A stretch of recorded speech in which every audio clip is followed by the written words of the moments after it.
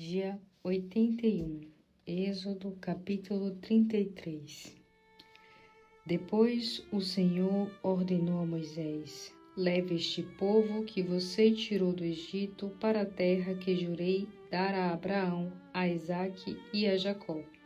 Pois eu disse a eles: darei esta terra aos seus descendentes, mandarei à sua frente o anjo, expulsarei do território os cananeus, os amorreus, os heteus, os ferezeus, os heveus e os jebuseus.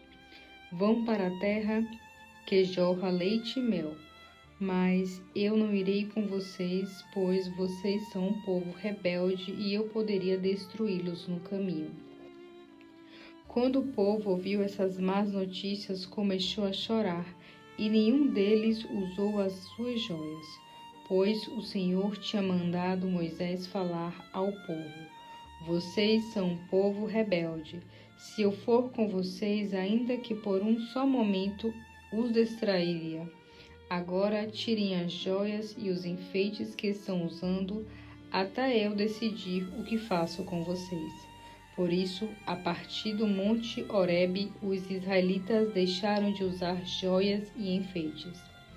Moisés costumava armar a tenda longe do acampamento. Ele a chamava de tenda do encontro com Deus. Todo aquele que quisesse consultar o Senhor, ir à tenda fora do acampamento. Sempre que Moisés ia para a tenda, todo o povo se levantava e ficava em pé à entrada de suas tendas e o observavam pelas contas, até que entrasse na tenda. Assim que Moisés entrava, a coluna de nuvem descia e ficava à entrada da tenda, e o Senhor falava com Moisés. Quando o povo via a coluna de nuvem na entrada da tenda, todos ficavam em pé à entrada da sua própria tenda e adoravam ao Senhor. O Senhor falava com Moisés face a face, como quem fala com um amigo. Depois Moisés voltava ao acampamento, mas Josué, filho de Num, seu ajudante, não se afastava daquela tenda.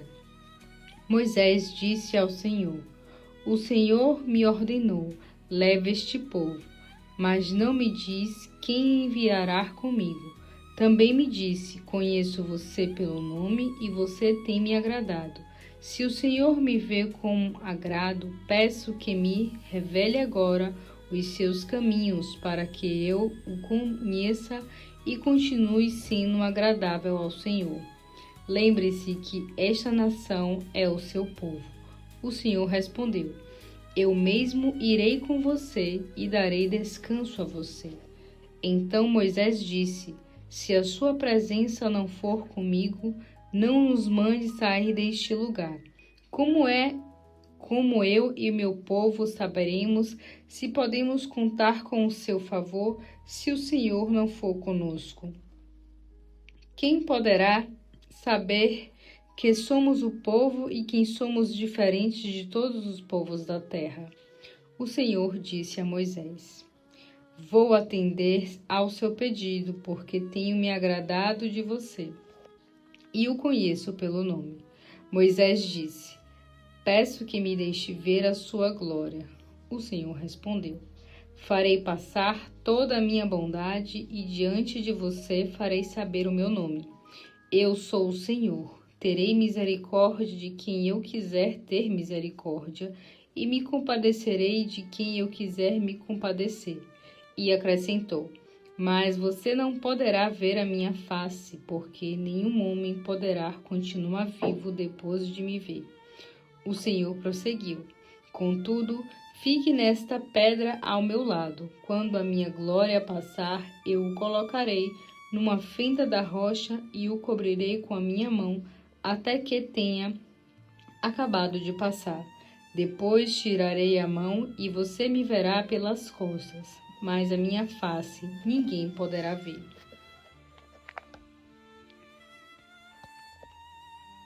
João capítulo 12. 6 dias antes de começar a Páscoa, Jesus chegou a Betânia, onde vivia Lázaro, a quem ele havia ressuscitado dos mortos. prepararam um banquete em homenagem a Jesus. Marta servia e Lázaro sentou-se à mesa com ele.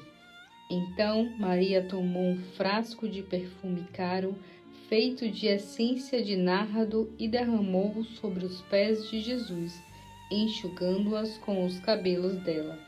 A casa encheu-se com a fragrância do perfume. Mas Judas Iscariotes, um dos seus discípulos, aquele que haveria de trair Jesus, disse: Esse perfume vale 300 denários.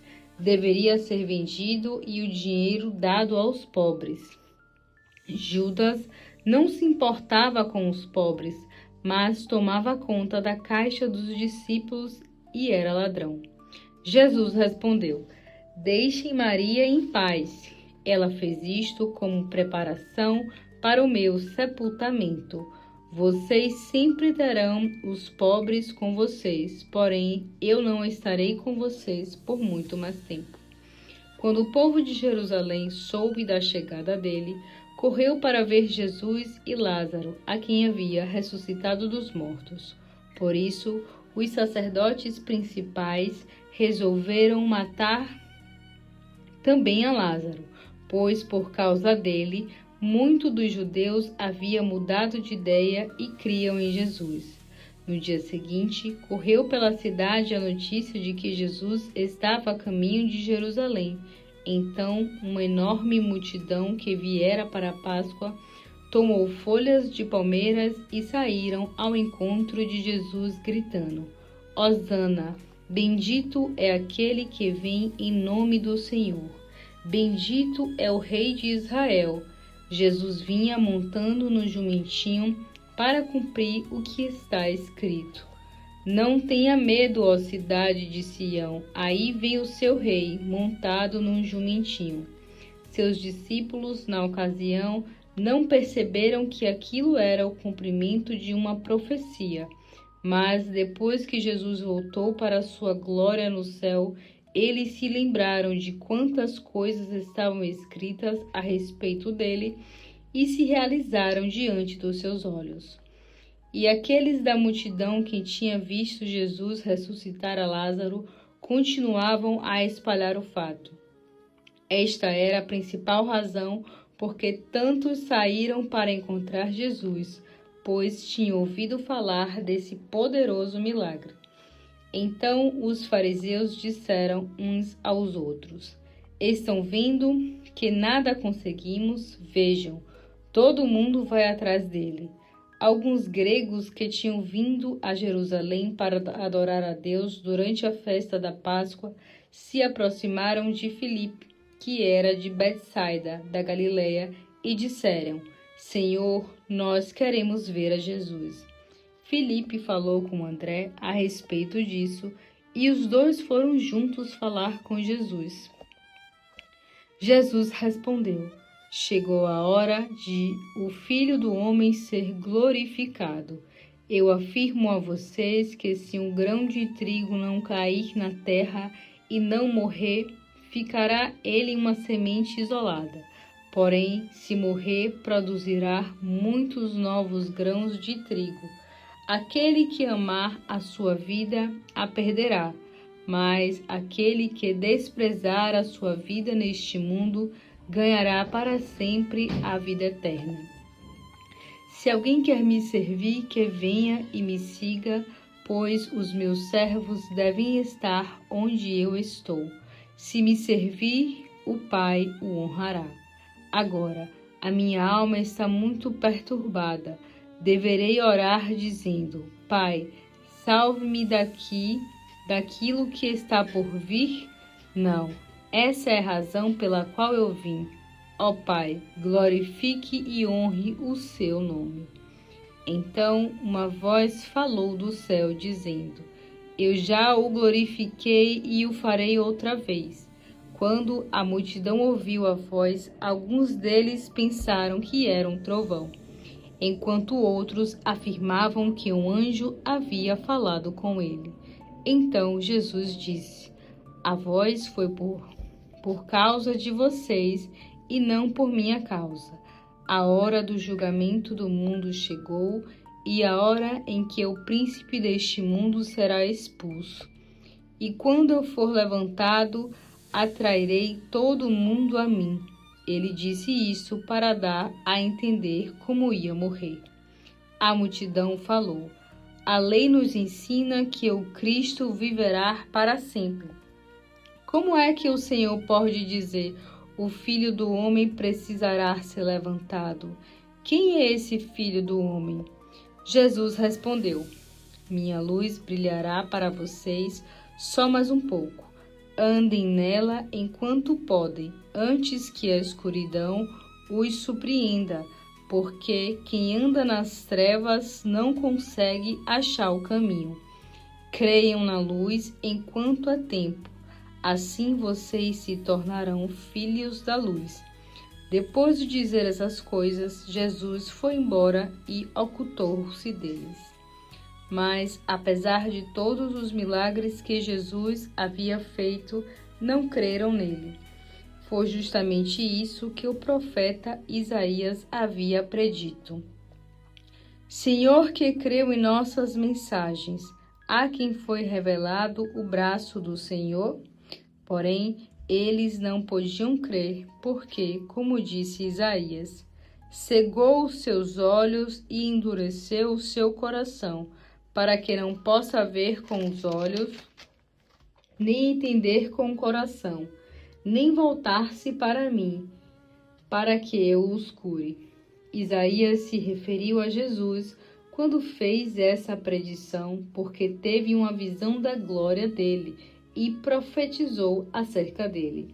Contudo, mesmo entre os líderes judaicos, muitos creram nele, mas não declaravam isso a ninguém, porque tinham medo de serem expulsos da sinagoga pelos fariseus, pois eles preferiam a aprovação dos homens à aprovação de Deus. Jesus disse às multidões em voz alta: quem crer em mim, não crê somente em mim, mas daquele que me enviou, pois quem vê a mim, vê aquele que me enviou. Eu vim como uma luz para brilhar neste mundo, para que todo aquele que crer em mim não permaneça na escuridão. Se alguém me ouvir e não me obedecer, não sou eu o juiz dele, pois eu vim salvar e não julgar o mundo. Mas todo aquele que me rejeitar e desprezar a minha mensagem será julgado no dia do juízo pelas verdades que eu tenho falado. Porque estas não são minhas próprias ideias. Pelo contrário, o Pai que me enviou me disse o que eu deveria falar a vocês, e eu sei que os ensinos dele conduzem à vida eterna. Por isso, tudo o que eu digo é exatamente o que o Pai me mandou dizer. Provérbios, capítulo 9. A sabedoria construiu sua grande casa sobre 7 colunas e preparou uma grande festa com bastante carne e vinho.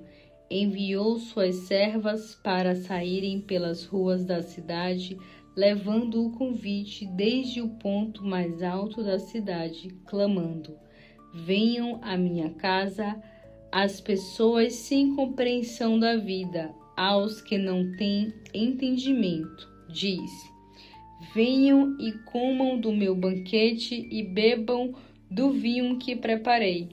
Deixem para trás a insensatez e vocês viverão de verdade. Venham andar pelo caminho do entendimento. Se você tentar corrigir uma pessoa debochada, acabará sendo ofendido e odiado. Se você tentar corrigir uma pessoa perversa, estará prejudicando o seu próprio nome. Por isso, não repreenda um zombador para que ele não o odeie. Repreenda o sábio e ele o amará. Ensine a pessoa sábia e ela será ainda mais sábia. Ensine o justo e ele crescerá em entendimento. O temor do Senhor é a chave da sabedoria e do conhecimento do santo. é a verdadeira compreensão da vida. Porque, por meu intermédio, se multiplicarão os seus dias e os anos de vida se acrescentarão. E lembre-se que a sabedoria só traz benefícios, você mesmo tira proveito dela. Se por outro lado você prefere zombar dela, sofrerá as consequências. A loucura parece uma mulher dominada pelo fogo da paixão, que nada sabe nem deseja saber. Fica sentada à porta de sua casa ou senta no ponto mais alto da cidade, toma uma cadeira e faz propostas aos que passam por ali e tratam de seus negócios. Ela diz: venham todos os inexperientes, e aos que não têm bom senso, ela diz: a bebida é roubada, mas é doce. O pão é roubado, que é comido às escondidas, é mais saboroso. E muitos vão atrás dela, sem saber que estão caminhando para as sombras da morte e que os convidados da loucura já estão nas profundezas da sepultura.